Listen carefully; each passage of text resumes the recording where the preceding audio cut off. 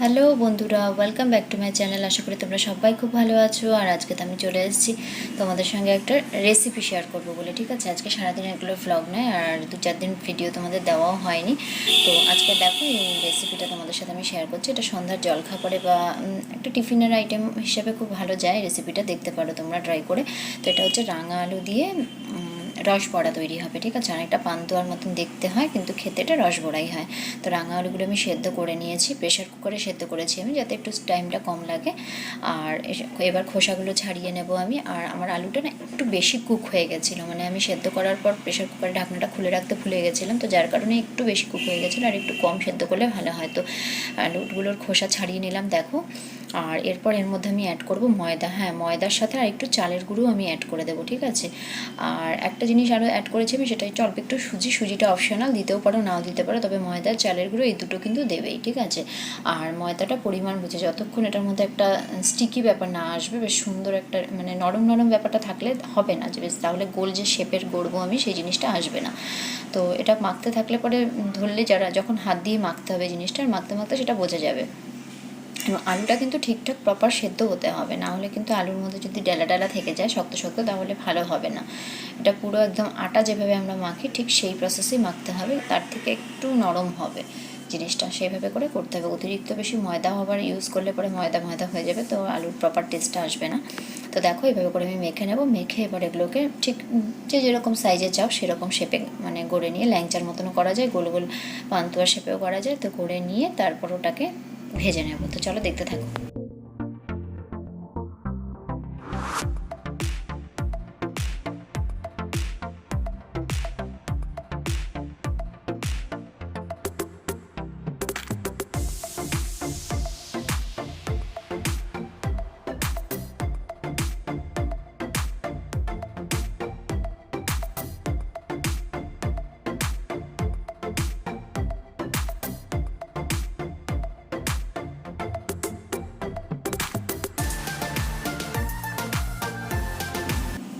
আর এই জিনিসটা বানানো আমি শিখেছিলাম আমার মায়ের কাছ থেকে। তো এটা আমার মায়েরই একটা রেসিপি বলতে পারো। মা কায়ের কাছ থেকে শিখেছিল সেটা আমার জানা নেই, তবে আমি মায়ের কাছ থেকে শিখেছি। ছোটোবেলায় মা আমাদের খুব বানিয়ে দিত এই জিনিসটা, আর আমরা খুব আনন্দ করে খেতাম রস বড়া।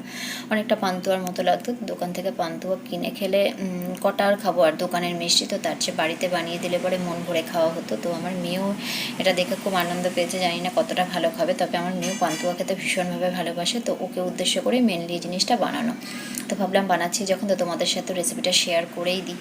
আর এই যে দেখো, ওটা গোল গোল শেপে করতে করতে আমি এদিকে তেল গরম করে কিছুটা বসিয়ে দিয়েছিলাম, না হলে এগুলো যেহেতু অনেকটা কম স্টিমে ভাজতে হবে এবং অনেকটা লাল লাল করে ভাজতে পারে। এখানে আমি চিনির শিরা করে নিয়েছি, এর মধ্যে অল্প একটু কেশর মিলিয়েছি যাতে রঙটা একটু সুন্দর আসে, আর দিয়েছি আমি 2টো এলাচ, আর কিছু না।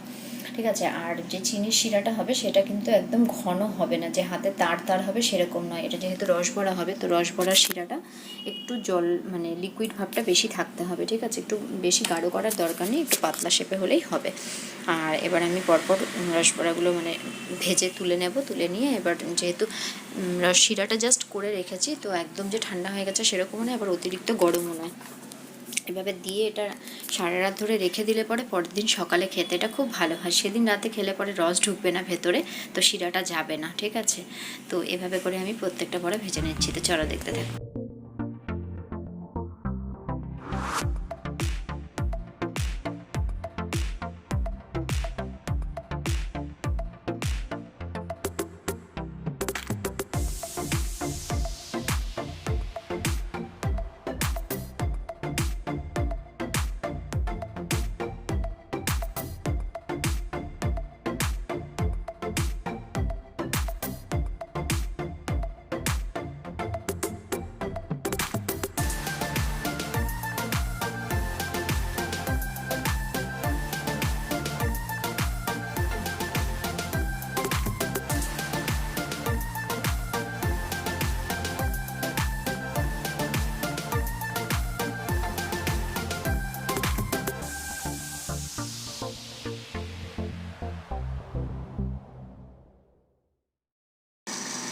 অনেকেই হয়তো রাঙালু দিয়ে এই জিনিসটা বানাতে পারো, তবে যারা পারো না তাদের জন্য আমি রেসিপিটা শেয়ার করলাম।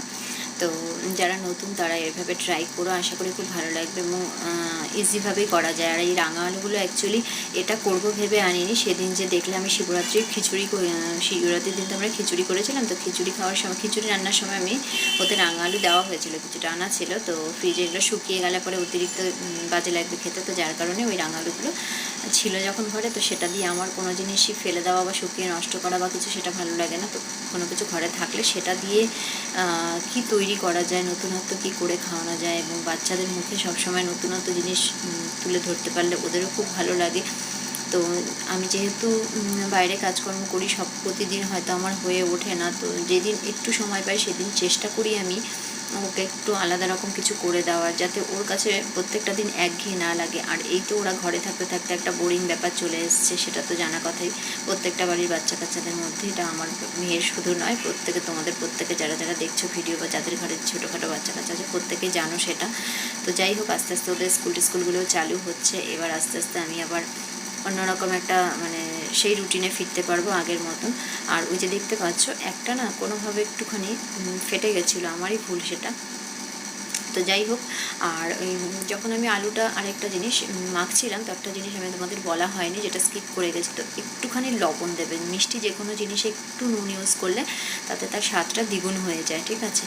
তো দেখো আমার রসবড়াগুলো সব ভেজে নেওয়া হয়ে গেছে, আর এরপর আমি এগুলোকে শিরার মধ্যে ভালো করে ডুবিয়ে দেবো। তবে এটা কিন্তু আর আমি ফোটাবো না, যে শিরাটা যেভাবে আছে এইভাবে করেই নাড়িয়ে চাড়িয়ে দিয়ে এর মধ্যে ঢাকা দিয়ে রেখে দেবো সারা রাতে, এটার মধ্যে রসটা অ্যাবজর্ব করবে। এবং সকালবেলা এই রসবড়াগুলো এত সুন্দর খেতে হয়েছিল যে কি বলবো। তো যাই হোক বন্ধুরা, আমার রেসিপিটা তোমাদের কেমন লাগলো অবশ্যই কমেন্ট করে জানিও। যদি ভালো লেগে থাকে ছোট্ট করে একটা লাইক করে দিও, আর আমার চ্যানেল নতুন হয়ে থাকে চ্যানেলটা অবশ্যই সাবস্ক্রাইব করে পাশে থেকো। দেখা হচ্ছে